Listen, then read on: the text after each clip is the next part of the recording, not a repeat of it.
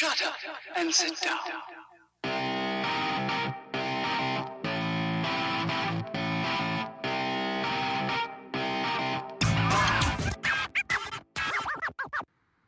Hey everyone, Karl Groves from Tenon.io here. I am in Berlin, Germany today after the Accessibility Club in Berlin had a 2-day event here.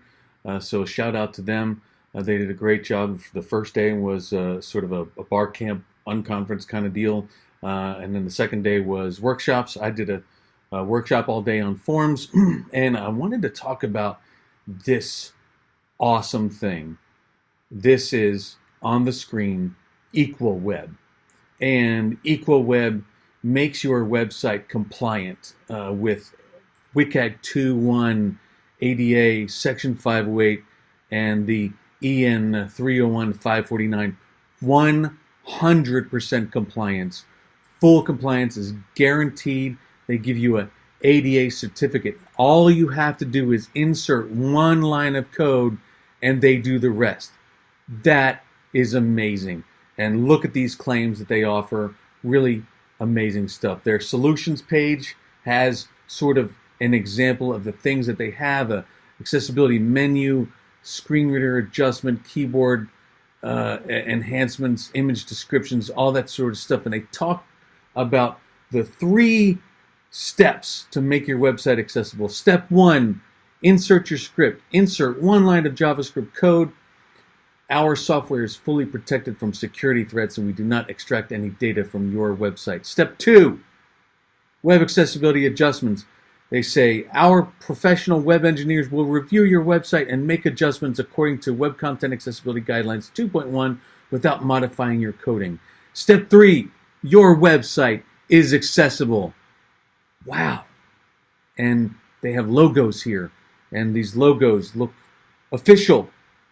And they have different standards listed here, and then you just have the widget, and the widget is there, and the widget does the things, and you are now accessible.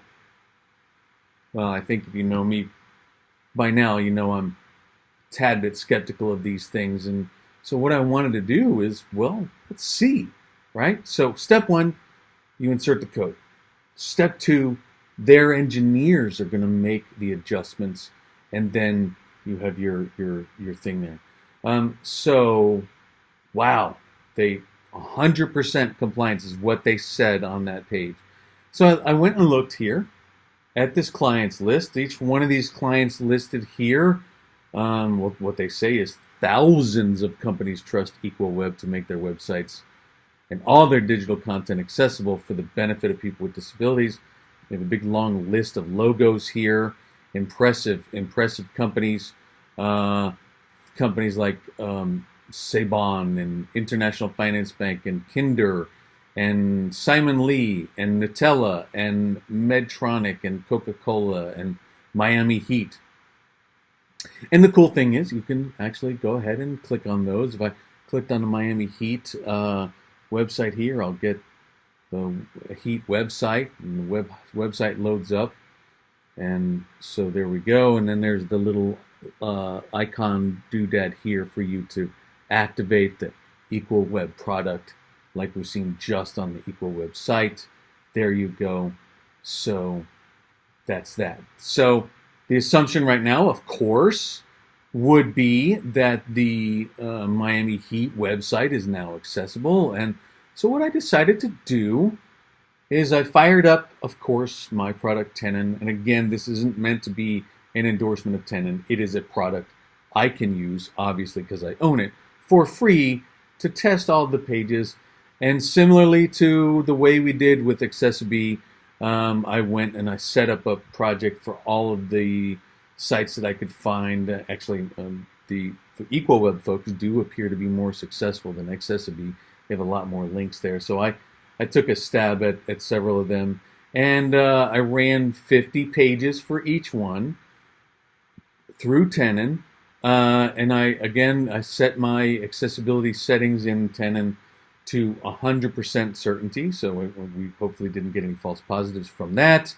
I set the priority level to 80%, so I only wanted to gather the top priority things, and then I had at it. And here's what we have. So this is a dashboard. Now this is the dashboard for all of the pages that I tested that were equal web pages.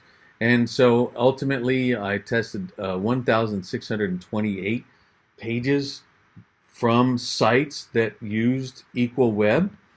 And well, it's not good. There were an average of 511 issues on these pages. Each page had an average of 511 issues.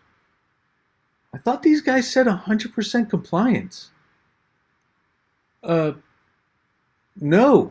So the average issue certainty was 100%. The average issue priority is 100%. Holy cow. Those are big issues. And the average page density is 87%. In other words, and just to reiterate, if you've never seen one of my videos before, 100% density would mean that every kilobyte of source had at least one issue. So 87% is really bad. And we see that in our density distribution. The percentage of pages that had 0 issues is 0. In other words, none of the pages were error-free. I thought these guys said that it was 100% compliant. Oh boy. So we can scroll through here. Issues by content category. Images and other non-text content. 44,247 issues. Issues with forms. That because I gave a forms talk today. 14,000 issues.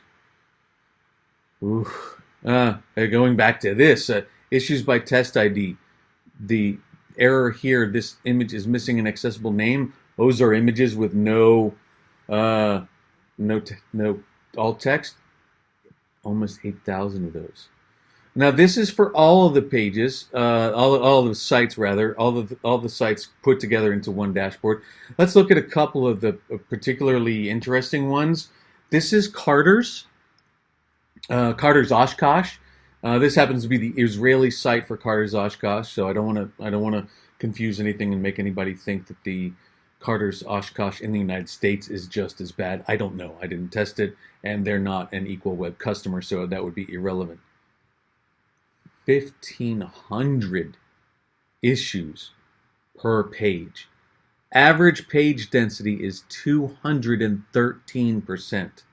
That's 2 errors for every kilobyte of source. Look at this stuff.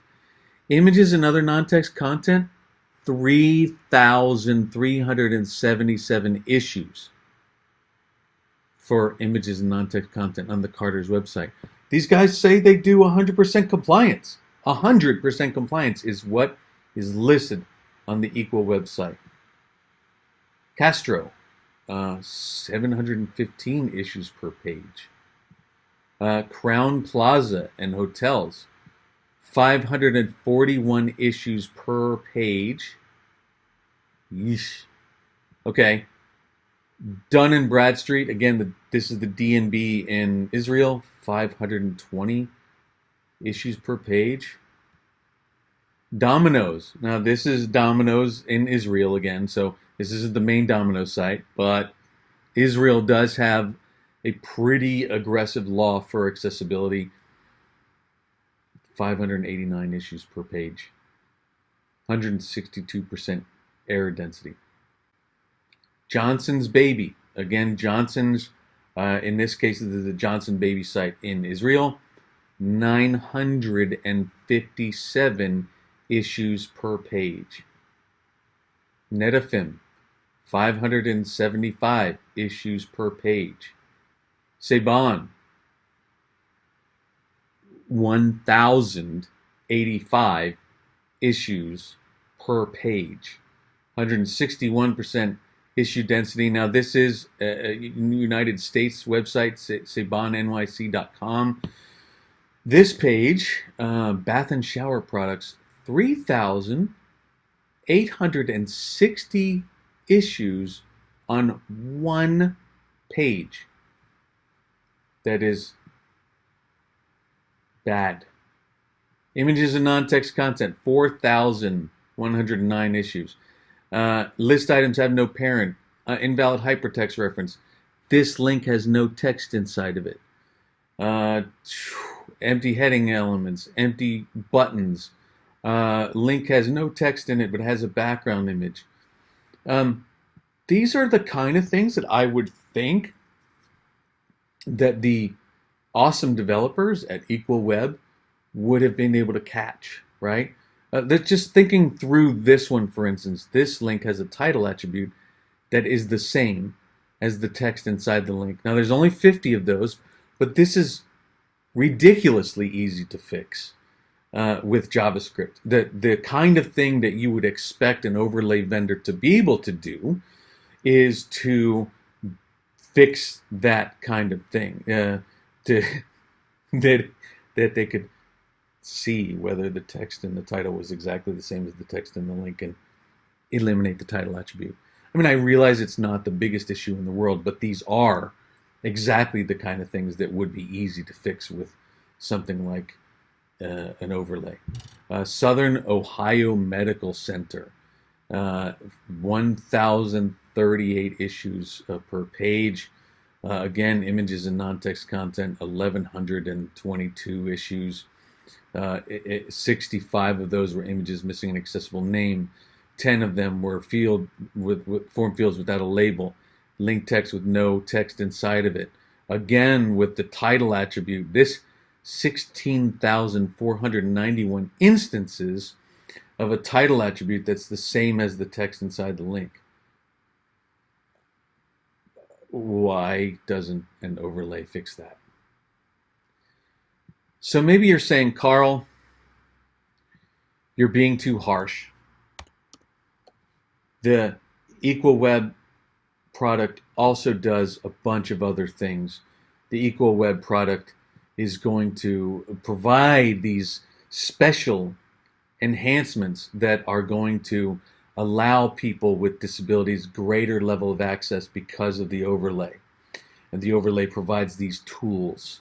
The tools, for instance, screen reader adjustment that says make the site compatible for screen reader users, whatever that means. Keyboard navigation, blinks blocking. I don't know if they understand that blinks is a great word in accessibility. Text reader, voice commands, monochrome. That monochrome, of course, only works on stuff outside the overlay. It's a monochrome feature. Okay, dark, high contrast, bright, high contrast. Increase the font size. So that only goes up to, well, 4, 5 times. Let's see. Decrease font size. So that basically takes it down to normal. Readable font. Just changes it to a different sans serif font. Large white cursor. Yes, we now have a large white cursor and large black cursor now. Okay. Magnifier, which apparently only magnifies to a certain increased size. Highlighting links. Highlighting what that does because it's hidden. Highlight headers. Image descriptions. Wow. I mean, look at all these accessibility enhancements. Look at all these things that this thing does to make it more accessible. I mean, it actually increases the font size less than the internal font size increase on the browser.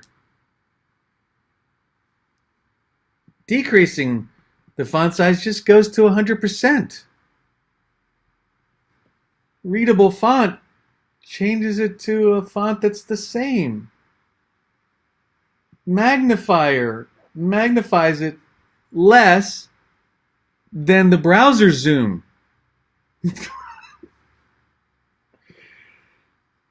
And so these are effing useless.